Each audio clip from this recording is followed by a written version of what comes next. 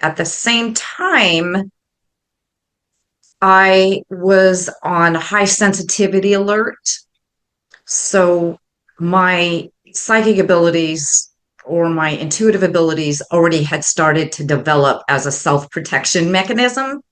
I learned to read a room. I learned to read people. I learned like the dangers that I learned a lot. I was an adult as a child.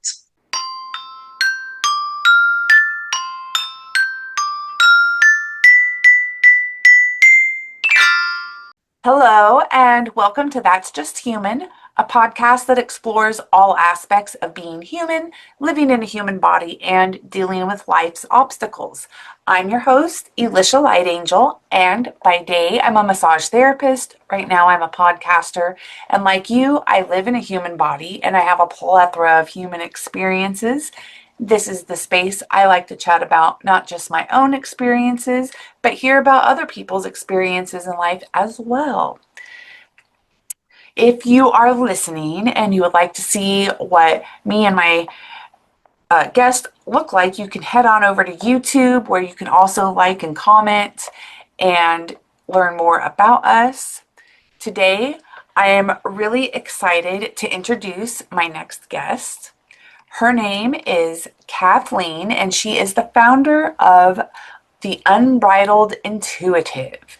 So she's got over like 15 years of experience and corporate background in a clairvoyant led coach. So she gives high achieving women clarity to discover what they actually want. And she brings real world business experience as well as a direct line to spirit. So she's able to merge those two and help people out. So please join me in welcoming Kathleen. Thank you for coming on to my podcast. You, Alicia. Absolutely. So I'm really excited. So you obviously didn't start out just directly talking to spirit. So can you give a little background on your journey and how you have come to have a spirit-led connection that you can use to help other people now? Absolutely. So even though now I help and give high achieving women the clairvoyant insight they need to move forward without guilt for what they, that wasn't always the case. So I'll be a little vulnerable with you.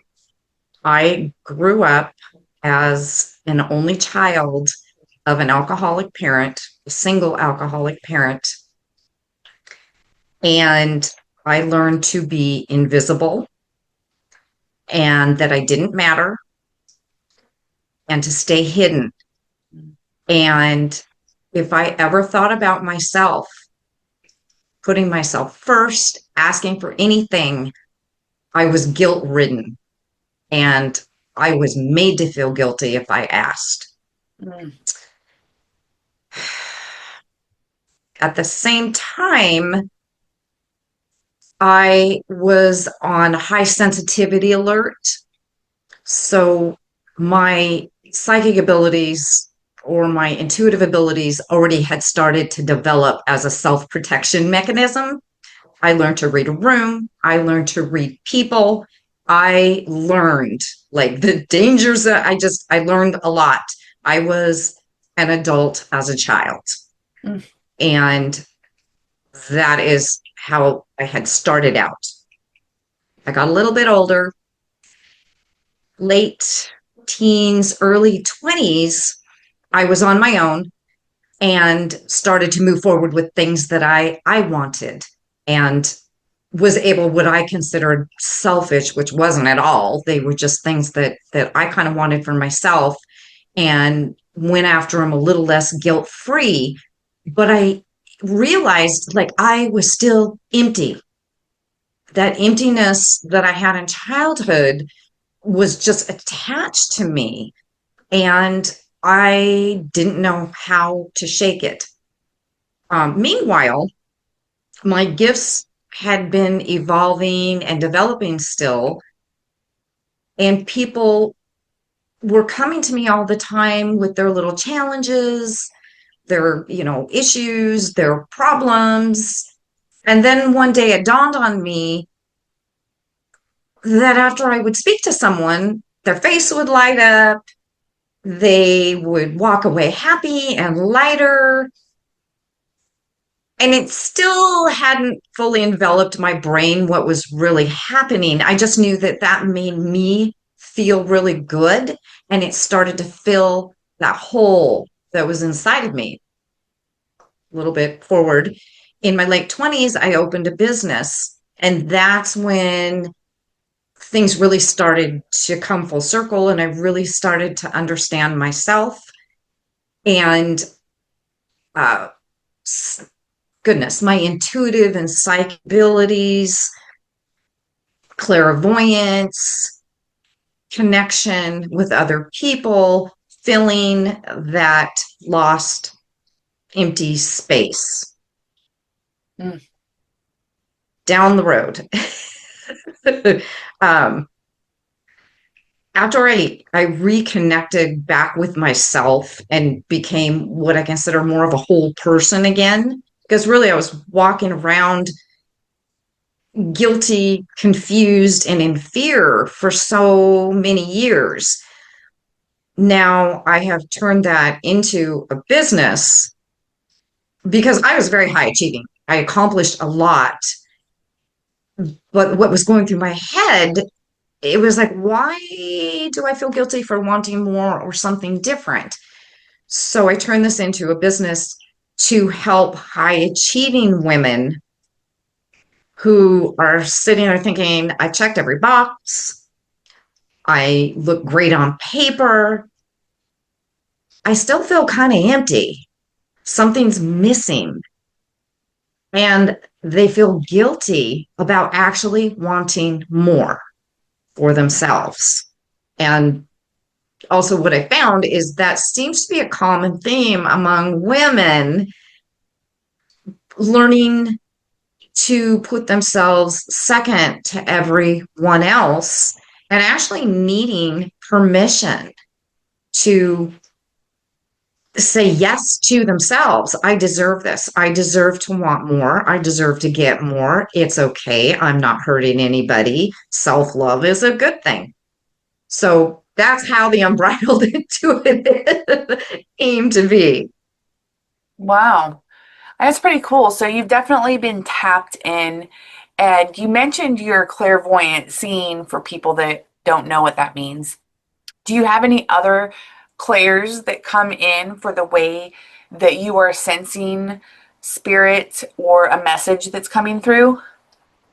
I'm pretty heavily, I call it heavily flared up. Part of that again was that traumatic childhood. I had to learn to draw and get help from other sources all around. When I'm speaking with someone, sometimes it's dependent on what their strongest ability is. I may feel them physically. I can feel their sorrow, their pain, their ache, whatever it is. Sometimes it's a song, a voice.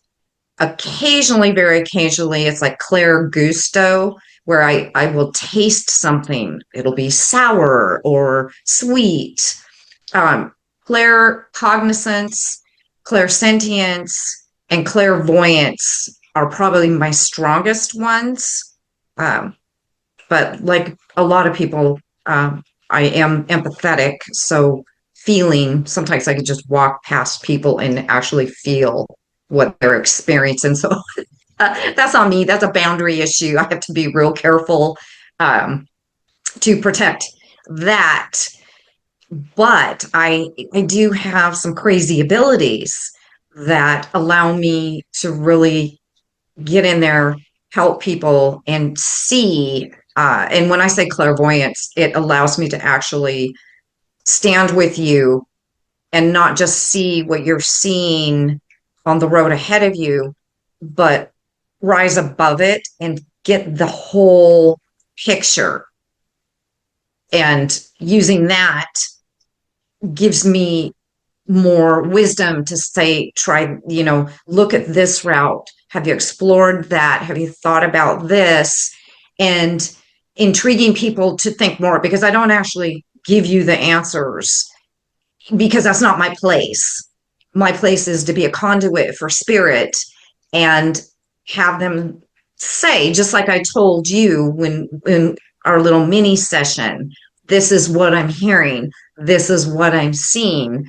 That's just spirit telling me, speaking to me, or showing me visually or Mhm. physically. Do you find that the way that you receive is affected by the kind of person you're dealing with? Like maybe their energy somehow affects the way that your intuition is picking up whatever they need? Absolutely. Absolutely. And before I even say there's any intuition or clairvoyance involved, if I was talking to someone and their body language was telling a different story than their mouth was, right away we can address it. And people always know, they're like, you're right, that's totally incongruent. What I'm saying doesn't match what I'm feeling.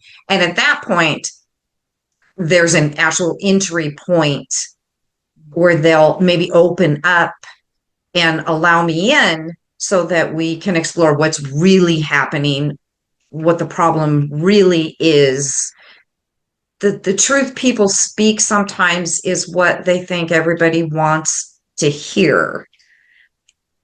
But what's really residing in their heart, what they want, is not the same thing. Does that answer your? Interesting.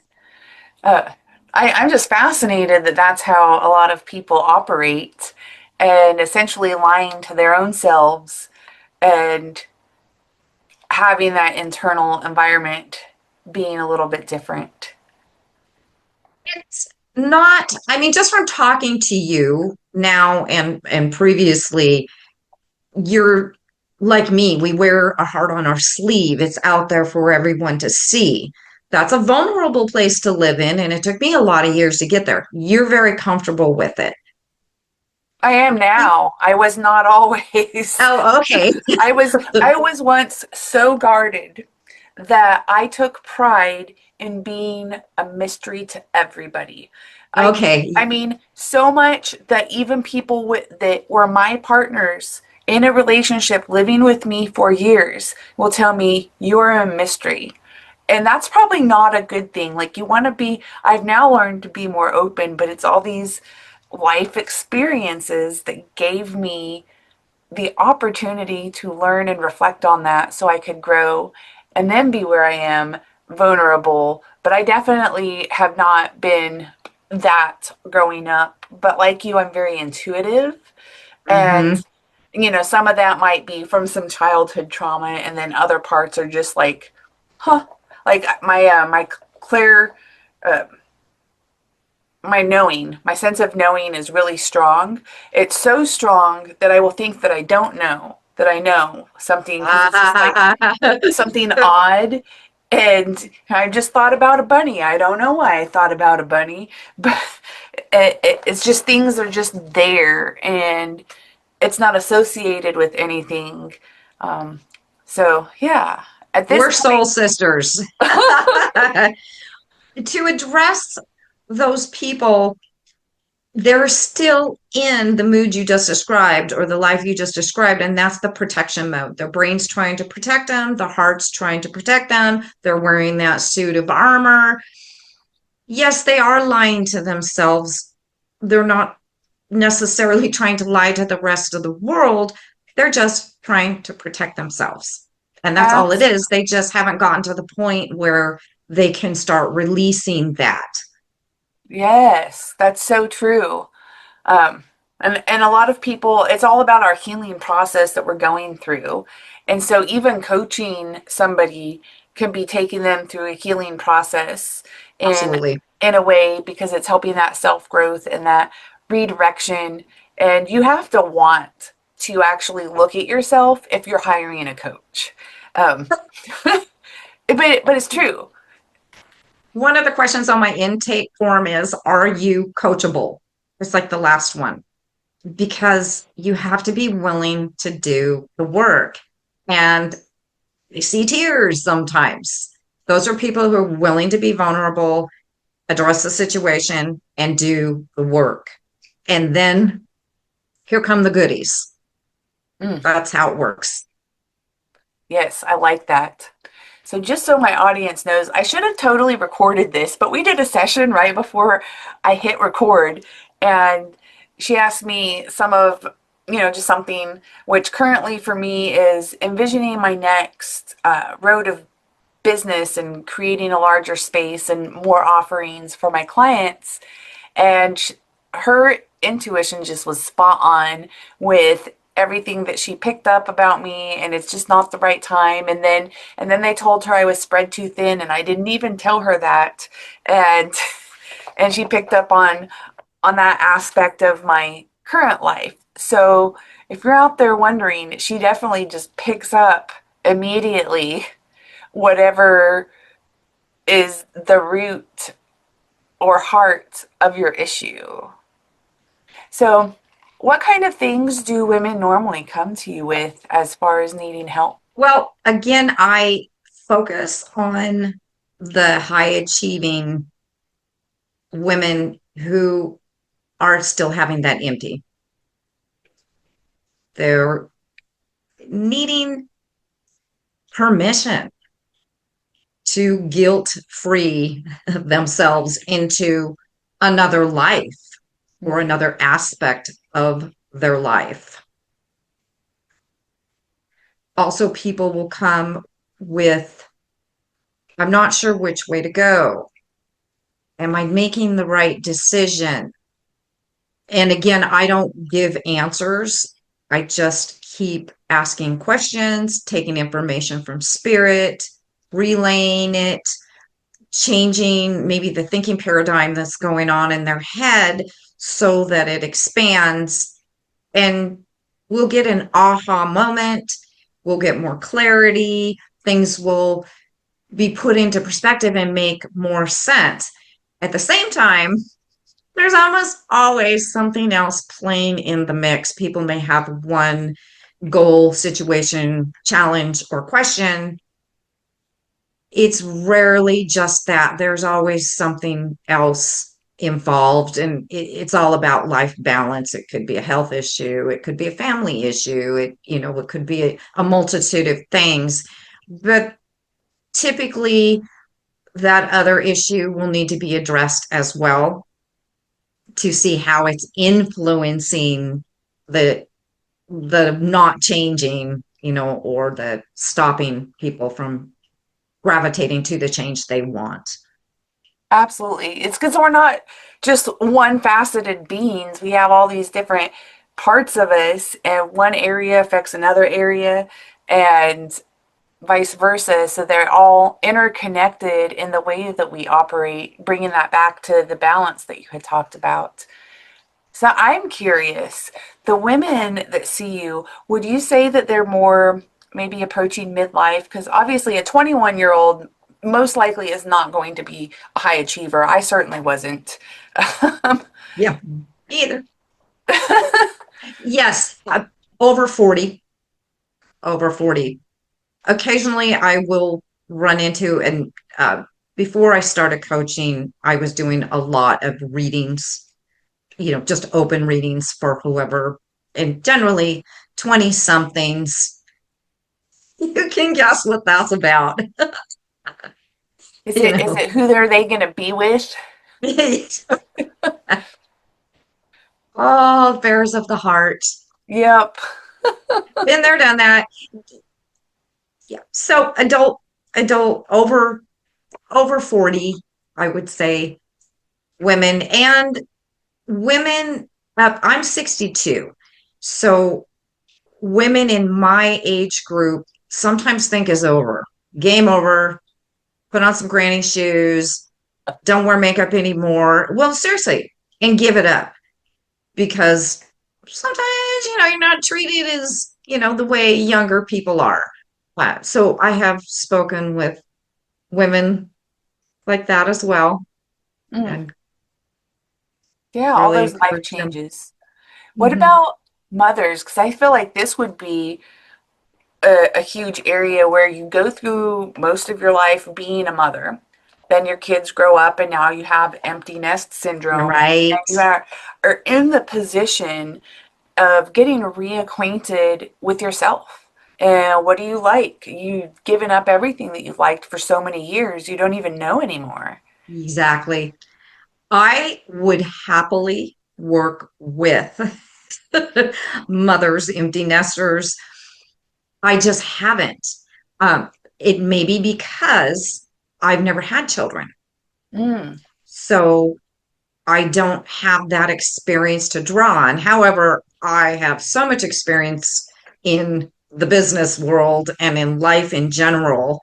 Um, I certainly have a lot to add on that front if they're looking to move into something and to clarify which direction, get back into their interests and solidify a move.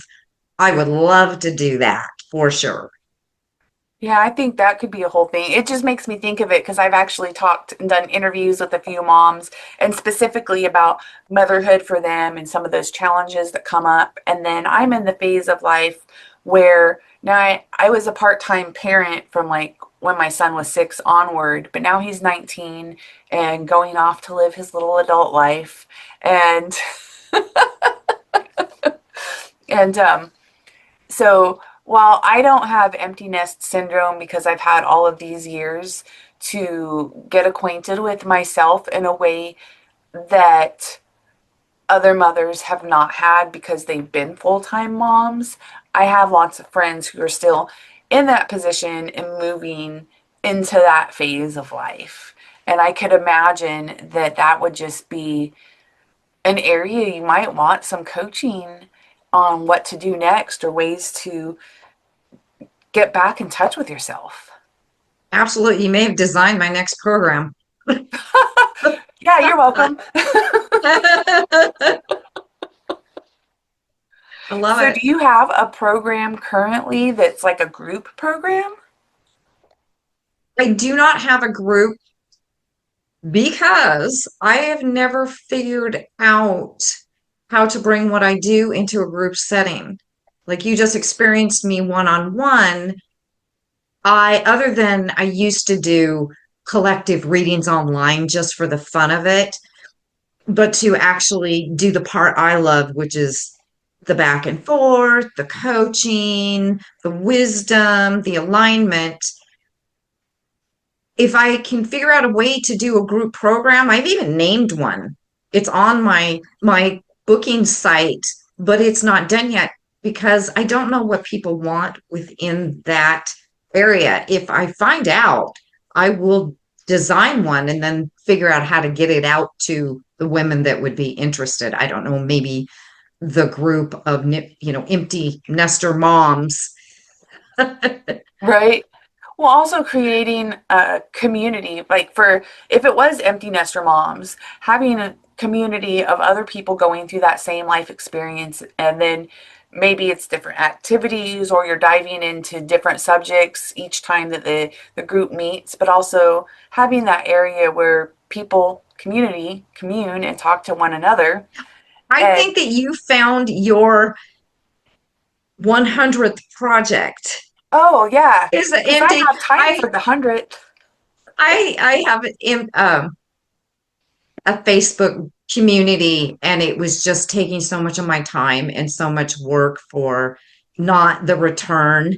I wasn't getting to do the work I really wanted to on it, so I had to let that go, unfortunately. Um, No, I get that. I have had friends in life who have the talent of just telling other people that there's an event happening, people show up, or they could create something online for a community, and then, like, the next thing you know, hundreds of people have joined. And like, there's some people that have this talent. right, they And do. and I need to find another one in my life because I don't have one. But I don't have this talent. I am the opposite. I pour like all this energy into something is the coolest thing, and then I tell people about it and nobody shows up. And I'm like, well, why? did I even do that? I've tried some online stuff. I even tried personally sending people like invitations. Hmm. People don't join.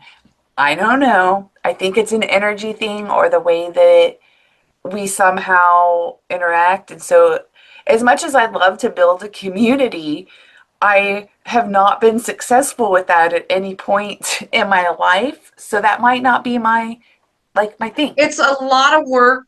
It's a lot of work. I spent maybe 6 months hitting it hard. And finally, I said, I can't get enough people to show up and participate within the community. And I did a few online things live. And I had asked myself for all this time and energy, the most of the successful looking communities, honestly, are just self-serving. The person who starts the community is just selling their services. That's what I found just from trying to join, multitude of different communities and see what they were doing. And I said, yeah, forget it. I let go of it. But I think if you tapped into the absolute right vein of community, you could make it work. I just, yeah, definitely was not my forte. Understood. So yeah, one-on-one works great. That's how I do my work with people, one-on-one. But I'm also massaging people. If I were like trying to massage two people at the same time, I'm not sure how that would Probably work. wouldn't work out well, right? Yeah, it'd be the best massage ever, one-handed. Yeah. Twice as much money, right? Yeah, yeah, that's how it works. So, have you had any obstacles that you've had to overcome in building up your career and then even branching off from just business world to business intuitive you? The biggest obstacle, really, a challenge that I faced is this whole online world. I have been working in the face to face contact or office. So translating everything to online, getting comfortable on camera, getting comfortable pitching, all of it has been a huge challenge for me. That's where the challenge has been. And the truth of the matter is, at some point, I want a physical office to work out of again. I don't want to do this. I'm a Reiki master. I do Egyptian Reiki. You have to have an office. I can do a few distance healings, but it's just not worth the time and trouble. Um, so eventually that will all come back together in my little office by the beach somewhere. Oh, I love it. Nice little vision. Now, do you currently live near a beach? I do. I live above Alki Beach in Seattle, West Seattle. Okay, cool. It's a cold beach, but a beach. Exactly. It's not Florida or California. No, yeah, I'm just the southern girl over here going, oh, yep, Seattle's cold. I'm ready to move. When the opportunity presents itself, I'm heading out. That's cool. So, have you been single or partnered for a lot of your life journey? You don't have any kids. So, I'm kind of curious how life has played out for you in that regard, since it's not everybody's womanly experience to get to just Right? be. I know. I know. I had godchildren. That was enough. Uh, Yeah, no, I had several wonderful relationships along the way. I never wanted to get married and I never wanted children. So that, and part of it, we were sharing the same, that protective thing early, from the early years. I had a lot of that. I had too much male energy going on all the time. I can do it myself. I don't need a man, that kind of thing. So it took me a long time to start re-embracing my feminine energy to the point where I would allow, like now I'll get married soon. I bet I do. I bet I meet somebody and I get married soon. But I'm finally in the right energy where I will allow that. Um, but I also had an extremely successful, my first business. because I was so forward and headstrong and aggressive. So I'm thankful for that, that played out the way it did. Yeah, I just get curious because I know you told me I look young, but I'm 45, and so yeah, I know. I'm trying to be defiant of the aging thing. This is part of my life goals. You It's nailed it.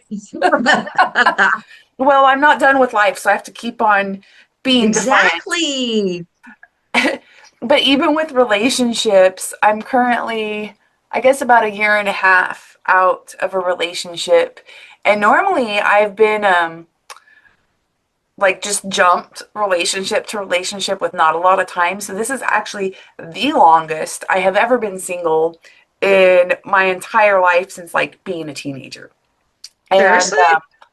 so it's really interesting to evaluate being like part of me just loves that I can do whatever I want to do, whenever, however. Nobody's here to Yeah, tell me that they don't like my style or not that color or whatever it is. But then there's also like the missing just the daily companionship. sure. And so I'm still like reflecting on a lot of things, and I'm sure I will until what somebody else pops into my life that actually catches my attention. Because boy, there's a lot of people that just don't. Ah, ha, ha. I see where you're at. I do believe this is true. Your right person, and I mean for everyone, embraces everything about you as wonderful, period. If Mm, it's a funky thing you wear, if it's a funky thing you say, whatever it is, your person loves the whole thing. And there's absolutely no question when they roll in. Is it the person? Should I wonder? It's absolute. We don't think about it. That's the one, and the relationship is moving along right. without. I even hear a lot of women as they get older, even ones who have been through maybe they were married for 20 or 30 years and then now they're single, and after being single for 5, 6 years or something, that it becomes a preferred way of life. And Yeah, it does, I've heard the saying too that we find our own inner peace. And so then inviting somebody else in becomes, are you good for my inner peace or are you bad for my inner peace? Because if you're not, like, get out. yeah. My person is can will follow this, and that is you are on my side, by my side, or in my way. Mm, So if you pass that test, dude, you're in. okay. Well, if they're in the way, would you not want them to be in the way? Because I would be Well, like, get out of my way. the wrong person will be in your way. Gotcha. That's just the way it is. And the right person will always be on your side, will always take your side, will have your back. They don't question it. They don't ask. They don't question you. They're just there. That's what I believe like love is. Yeah. I mean, I definitely have found that in friends too, because I have some very deep friendships, and I really appreciate them. And we're, at this point, hundreds of miles apart because I moved, but but we still stay connected. And then it may not be, friendships where you're on the phone every day or anything like that. But when we do connect, it's always deep. It's always seeing into one another, holding space for one another. But you also know that's a person that you can call when life gets a little heavy or hard sometimes, and they'll be there. Uh, so I really think that friendships should be valued more than we value them, because those are the people that usually see you even go through some different partnerships and they're still there. They're still, but they Even though they were are. telling you all along he was wrong. They are. Or sometimes they don't tell you till after and like, oh, I never liked that person. I'm like, why didn't you say anything? Yeah. Never say anything. Nope. Never, never, never. So yeah, just a little interesting tidbits about getting older, moving through relationships, and also highly intrigued that you're a thriving single woman and you're single. I am. Yeah. I am. I think Mr. Right is actually on his way in my door. Okay.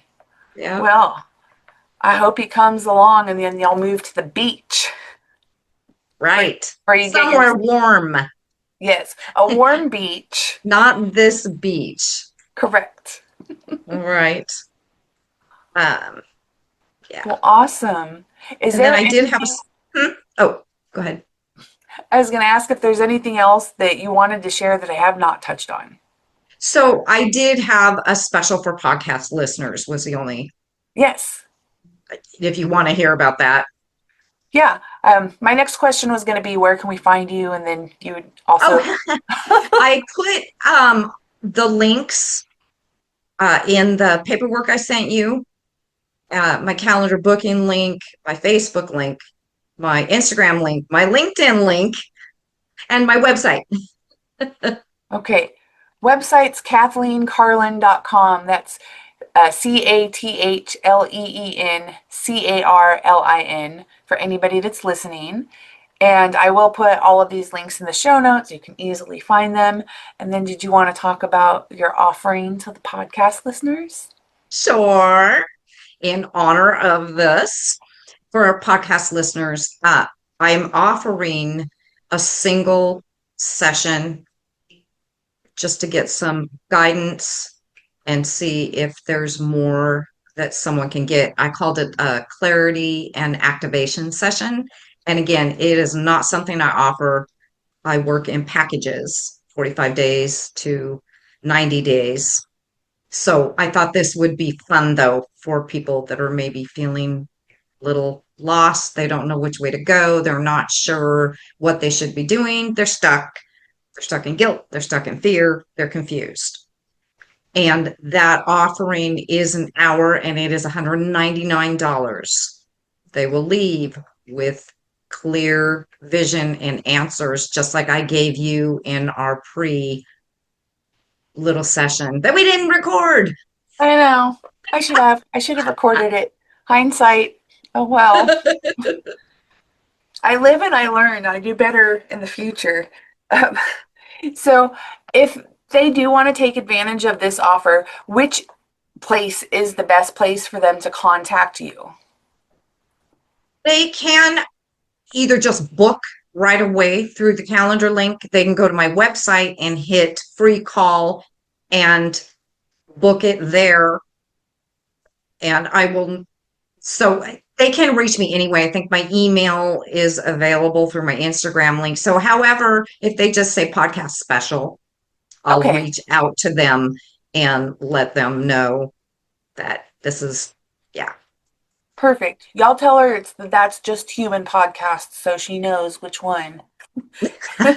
Just so the listeners know. Just human. Oh, so, one last question. Sure. If you can leave the listeners with any bit of wisdom from your life, anything we tapped on, didn't tap on, whatever just comes to you, what would that be? Big source of what I do is dealing with guilt. Guilt is not truth. It's made up. It's a man-made emotion. It's programmed into us, especially as women. And if you are questioning your intuition or saying, I don't have intuition, I don't have access, that is not true. You've just set it aside. You're not listening to it. It's there. It wants you. I like it. That's good. Can get intuitive to live a guilt-free life.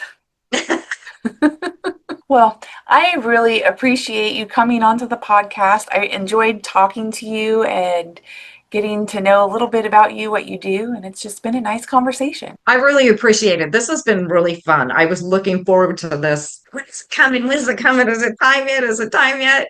So, and I love meeting you, Elisha. You're adorable. Oh, Yeah, your energy is fabulous. thank you. I enjoyed meeting you. Thank you. To my listeners, if you're still with us, and you like this, if it resonates, you can share this with somebody that you also think might resonate with it and help them out.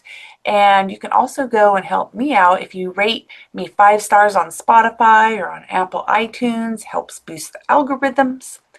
And as you enjoy life in your humanness, be kind, be you, and remember, everything is part of the journey.